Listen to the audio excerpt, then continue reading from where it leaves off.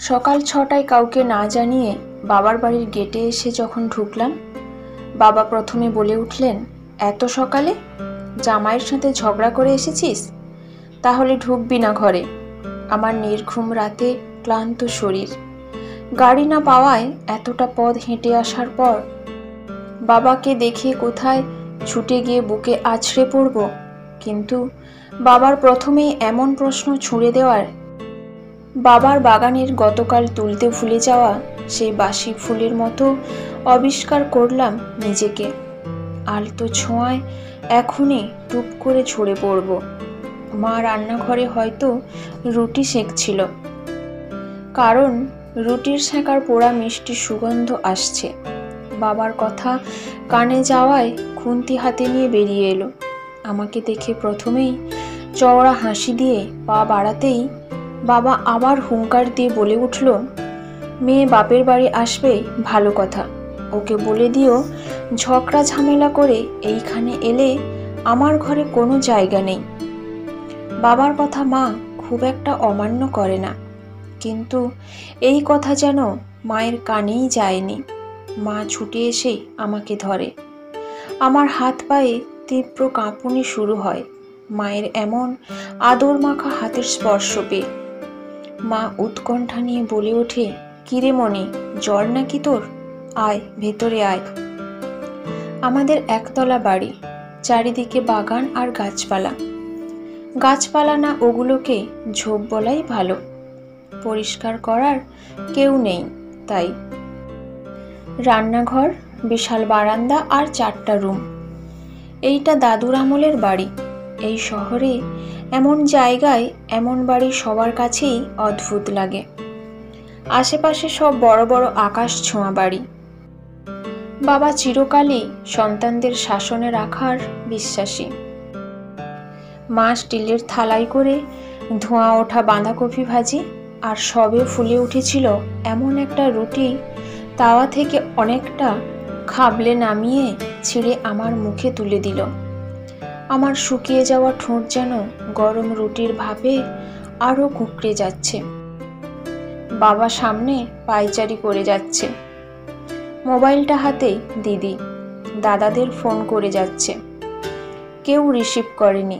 এত ভোরে নিশ্চয়ই কল ব্যাক করবে, তাই হাতে নিয়ে আছে। মেয়েকে একদম প্রশ্রয় দেবে না। ঝগড়া ঝামেলা হবে তা নিয়ে ভোর রাতে বাবার বাড়ি এসে বিচার বসানোর পক্ষপাত করার মতো বাবা আমি নই। ওকে বলে দাও, আমি মোটেও মেয়ের আবদারে প্রশ্রয় দেব না। এতে মেয়ের সংসার টিকবে না। আমি মায়ের দিকে তাকাতেই মা চোখ টিপে খেয়ে নিতে বলে। আমার হাতে থালা ধরিয়ে দিয়ে উঠে গিয়ে বাবাকে বলে, মিতা আসুক, ও কথা বলবে, তুমি শান্ত হও। আমরা তো জানি মনি এমন হুটহাট কাজ করার মেয়ে না। নিশ্চয়ই কিছু হয়েছে, আমি বুঝিয়ে পাঠিয়ে দেব। মায়ের কথাটা শুনে রুটিটা যেন গলায় আটকে গেল। কেউ একেবারের জন্য জানতেও চাইছে না যে কি হয়েছে, কেন এসেছি, 2 বছরের ঘুমন্ত বাচ্চা ফেলে কেন পালিয়ে এলাম। আমরা 4 ভাই বোনের মধ্যে আমি সবার ছোট। বড় দিদি আর দাদা কাছাকাছি বয়সের। আমার সাথে ওদের পার্থক্য প্রায় 15 বছরের মতো। ছোট দাদার সাথে 5 বছরের পার্থক্য। ছোটবেলা থেকেই বড় অভিমানী আর আত্মসম্মান বোধ ছিল আমার। বাবাকে দেখেই শেখা হয়তো। কেউ যদি একবার আমাকে কোনো কিছুতে না বলতো, সে জিনিস বা ব্যক্তিটির দিকে আর ফিরেও তাকাতাম না। বন্ধু মহলে তাই আমাকে অহংকারী নাম দেওয়া হয়েছিল। নিজের অনিচ্ছা সত্ত্বেও বাবার পছন্দের গাড়ি বাড়িওয়ালা এক সুপাত্রের সাথে বিয়ে হলো।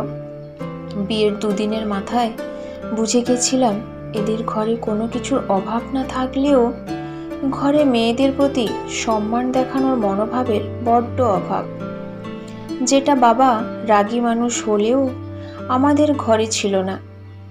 শিমুল কথায় কথায় বাপের বাড়ি নিয়ে কথা বলে। ও মায়ের কথা শুনে ভালো খারাপ বিচার না করে কথা শোনায়। শাশুড়ি মায়ের মনে হাজার চেষ্টা করেও নিজেকে যোগ্য করে তুলতে পারিনি। কখনো লিমিট ক্রস না করলেও মুখের কথা সারাক্ষণ ঝগড়া ঝামেলায় এক সময় আমি ক্লান্ত হয়ে পড়ি। আমাকে চাকরি করতে দেওয়ার কোনো প্রয়োজন তাদের নেই। সব আছে তো, সত্যিই সব আছে।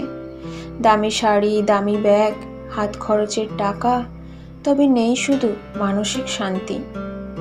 যে দুইটা মানুষের সাথে সারাটা দিন কাটাতে হয়, সে মানুষ দুইটা যদি আপন না হয়, তবে বাইরের থেকে তাকালে এইটাকে কোনো সমস্যা কেন? সমস্যার আয়ত্তায়ও আনা যায় না। মানুষ কত কষ্টে আছে, খেতে পায় না, পড়তে পারে না। জামাই মদ খায়, মারে, টাকার জন্য চাপ দেয়। শ্বশুরবাড়িতে দেবর, জা, ননদ, কত ঝামেলা। আমার এইসব কিছুই নেই, তাই নিজেই ঝামেলা বানাচ্ছি। মাকে ফোন করে মাঝে মধ্যে কান্নাকাটি করে বললেও পাশে বাবার স্বর শোনা যায়। মেয়ের সংসারে নাক না গলানোর আদর্শ বাবার মতো বলে, মেয়ের এইসবে কখনো প্রশ্রয় দেবে না, এতে মেয়ের সংসার টেকে না। মাও আমাকে আশ্বাস দেয়, ঠিক হয়ে যাবে, তোরই তো সংসার, সব তো পাচ্ছিস। কজন পায় এমন? আমি দীর্ঘশ্বাস ফেলি, যা মোবাইলের ও প্রান্ত থেকে এ প্রান্ত আসে না। সারা জীবন আত্মসম্মান বোধটাকে একটু একটু করে জ্বালিয়ে সংসার খেলাপাতি। ছেলের সাথে খেলতে বসে শিমুলকে বাবা ফোন করে সব জানিয়েছে। বাসায় এসে দুপুরে খেয়ে যাওয়ার দাওয়াত দিয়েছে। সে ভদ্রতা ঝরে পড়া কণ্ঠে জানালো তার অফিস, সে সন্ধ্যায় আসবে। তখন বাবার সাথে দাবা খেলা হবে। বাবা আপ্লুত। এমন মেয়ের জামাইয়ের জন্য বিরক্ত মেয়ের ওপর। দিদি এসে গেল, কাছেই ওর বাসা। আমি এখন নিজের জন্য থাকা সে রুমে। দিদির বয়স এখন 40 ছুঁই ছুঁই, চাকরি করে, তাই সালোয়ার কামিজ পরে, তাই অত বয়স লাগে না। দিদির যখন বিয়ে হয় তখন আমার বয়স 10। দিদি 4 দিনের মাথায় এক সকালে এইভাবে চলে এসেছিল। আমি তখন কিছুই বুঝতাম না। সেবার ওকে পাঠিয়ে দেওয়া হলো, আবার 1 বছর পর এলো। আমি ঘুমন্ত ভেবে দিদিকে আমার খাটে বসিয়ে বৌদি বোঝাচ্ছিল, শরীরের সুখটা কি সবচেয়ে বড়? দেখো না, সমাজে এই কারণ কি তুমি সবার সামনে বলতে পারবে? আর কোনো অসুবিধা তো নেই, অ্যাডজাস্ট করে নাও। আরও অনেক কথা হয়েছিল, সেদিন না বুঝলেও এখন মনে পড়লে মাঝে মধ্যে মধ্যরাতে জানালার পর্দার ফাঁক গলে আসা হিম বাতাসের মতো কাঁপুনি দেয়। দিদির এখন বিশাল সংসার, একাই করতি সে। কিন্তু মাঝে মধ্যে আমি ওর দিকে যখন তাকাই, কি সূক্ষ্ম একাকিত্ব দেখতে পাই, যেন স্থির কোনো বৃক্ষ। দিদি বেশ ব্যস্ত ভঙ্গিতে আমার কাছে ঘটনাটা কি জানতে চাইল। আমি আসলে বলার মতো কোনো উপযুক্ত ঘটনা পেলাম না, কারণ আমার যে সে ঘরে দম বন্ধ হয়ে আসে। নিত্যকার ছোট মানসিক অশান্তি, খোঁটা, আমার মূল্যায়ন না হওয়া, আমি যে আলাদা একটা সত্তা, সেটা তারা যে দিব্যি ভুলে যায়। এই সব ঠিকঠাক গুছিয়ে বললেও দিদি বলে, আমার স্কুলে এক টিচার আছে, খুব কষ্ট করে সংসার চালায়, হাজবেন্ড খোঁজ অবধি নেয় না, 2টা ছেলে, মা বাবাও দেখে না, রোজ বাচ্চাগুলো স্কুলে নিয়ে আসে, সকাল থেকে রাত অবধি কাজ করে, তাও ঠিকঠাক চলে না সংসার। স্বামীকে ঘরে আনার কত চেষ্টা, তার চেয়েও কি বেশি খারাপ আছিস নাকি তুই? আমি উত্তর দিতে পারি না, তাকিয়ে থাকি। দিদির চোখ আর মুখ এক কথা, কিন্তু বলছে না। সেও তা বলছে যা সে শুনে এসেছে। দিদির মুখে মুখে তর্ক করার সাহস কোনো কালেই ছিল না। তাও আজ একটা প্রশ্ন না করে পারলাম না। অনেকের চেয়ে ভালো থেকে তুমিও কি ভালো থাকতে পেরেছো দিদি? এত বছর পরও কেন তোমার চাপা নিঃশ্বাস আমি শুনি? আপন মানুষগুলো কারোর একটু সাপোর্ট পেলে তুমিও কি আর একটু ভালো থাকতে পারতে না? দিদি স্থির দৃষ্টিতে তাকিয়ে আছে। বাদামি কালো চোখের মনির চারপাশটা চকচক করছে, তবে গড়িয়ে পড়ছে না কিছু। দেওয়ালে পাখির কিচকিচ শব্দে বিশাল একটা স্থির সময়, যেন কাটছেই না। আর কিছু না বলে উঠে চলে গেল রান্নাঘরে মাকে সাহায্য করতে। মা এর মধ্যেই মাংসের জন্য পেঁয়াজ মরিচ তুলে দিয়েছেন, তেজপাতা গরম মশলা ফোড়ন দিয়ে। একে একে সবাই এসে বলল, বাচ্চার জন্য সব সহ্য করতে হয়, নইলে কি আর মা হওয়া যায়? শিমুলের মা একটু ওরকম আর কি। কথা শোনায় অযথা। কিছু মানুষ থাকে এমন, কারোর সুখ সহ্য করতে পারে না। সংসার তো তোর, তাই না? আমার দৃষ্টি স্থির হয়ে আছে বাড়ির দেওয়াল ঘেঁষে দাঁড়িয়ে থাকা পুরনো কালো চামড়া ধারণ করা সে আম গাছটার উপর। কেমন স্থির। আমের দিনে আম দেয় কোনো যত্ন ছাড়া, বাকি সময় ওভাবেই থাকে।